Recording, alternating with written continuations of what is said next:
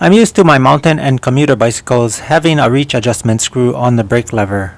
I've noticed that my e-bike doesn't have this screw, but I'd really like to find a way to add this capability to my lever. Without it, it's a little harder to do the one-finger braking I've grown accustomed to over my many years of cycling. I'm going to see what I can do to solve this issue next.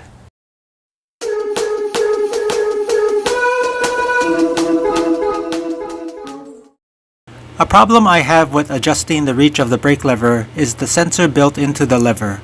This sensor is meant to cut power to the motor whenever the brake lever is pulled. As you can see here, the throttle is rotated, but the rear wheel stops spinning when the brake lever is even slightly pulled. It's not the brakes that are stopping the wheel. As you can see, it's stopping gradually and not all at once.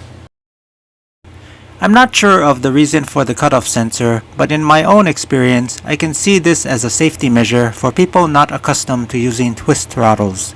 I've seen many new riders lose control of motorcycles when twisting the throttle too much, and when attempting to pull the brakes, their panic causes them to forget to release the throttle and they end up crashing into something at high speed.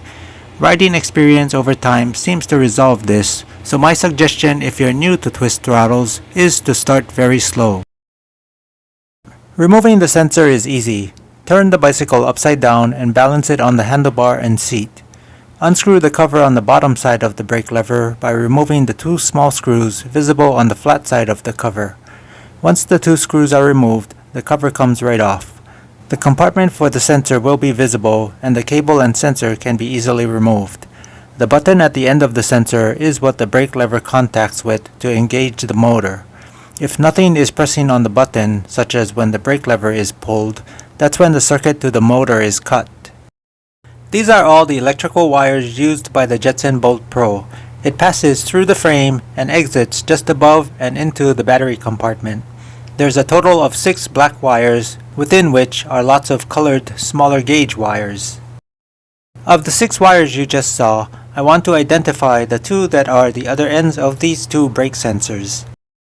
One recognizable characteristic of the brake sensor wire is its thickness.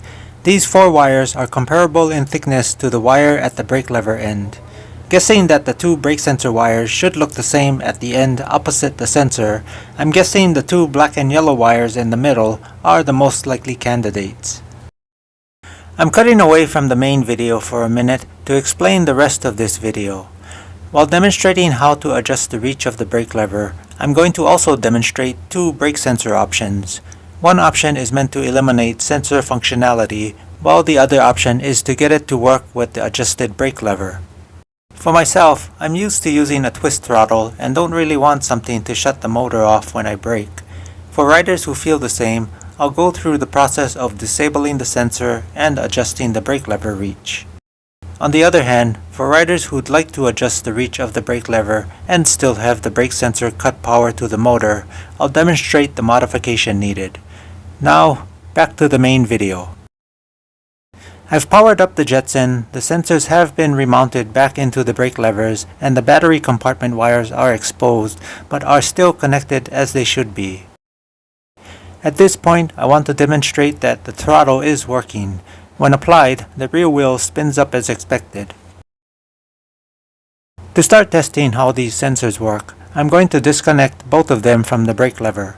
I did not put the covers back, so removing the sensors is just a matter of sliding it down and pulling out. And of course, when throttle is applied, the rear wheel is not receiving any power and is not spinning. After doing some testing, I found that when the brake lever is pulled, the sensor button is released. I initially thought releasing the button would cut the circuit, like how most electronic push buttons work. After testing with the multimeter though, I found that when the push button is released, the positive and negative sides of the circuit become connected. Knowing this, the simplest solution to disabling the brake sensor is not to remove it from the brake lever, but should be to disconnect it within the battery compartment. I'll disconnect the 2 battery sensor wires and test if this theory works. With both brake sensors disconnected at the battery compartment, I'll test applying the throttle and the rear wheel should spin up. The last thing to do is adjust the reach of the brake lever. I'll use a small zip tie, but anything can be used, depending if it will fit the brake lever and still allow the brakes to work correctly. I like using zip ties because of the ease of mounting it to the brake lever.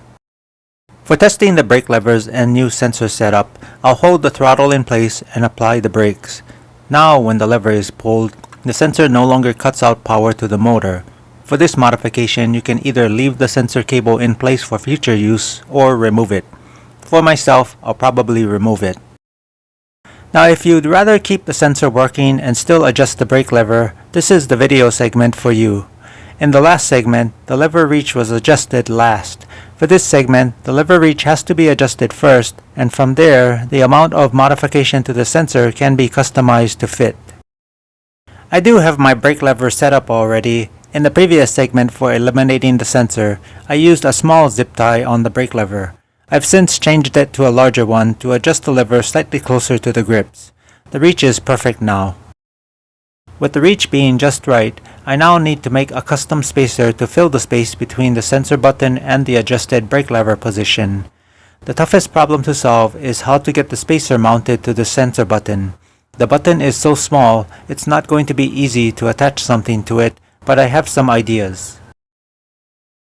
It took some time, but I did find a spacer I could attach to the tiny button on the sensor. This wooden bead was just about the size I needed. Being made of wood, it was easy to sand to the correct dimensions, which would be equal to the space taken by the zip tie, plus the amount of overlap when it's placed over the sensor button.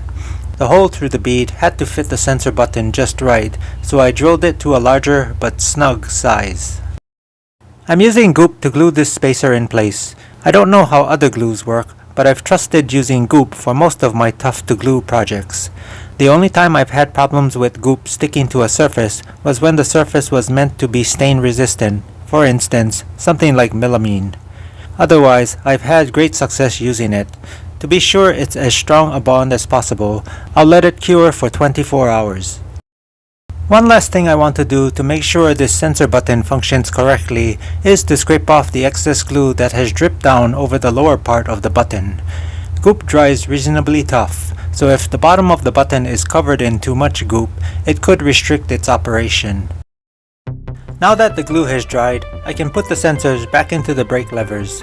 In hindsight, I wish I'd sanded the wood beads a little smaller around the circumference.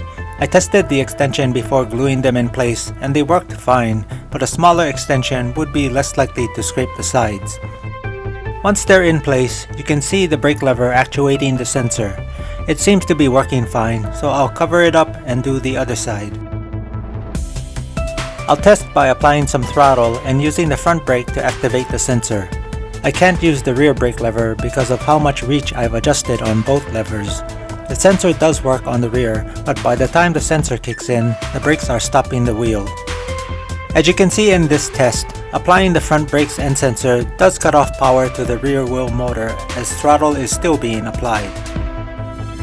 Here, you can see the difference between my original brake lever position in the inset photo and my new adjusted position in the main photo.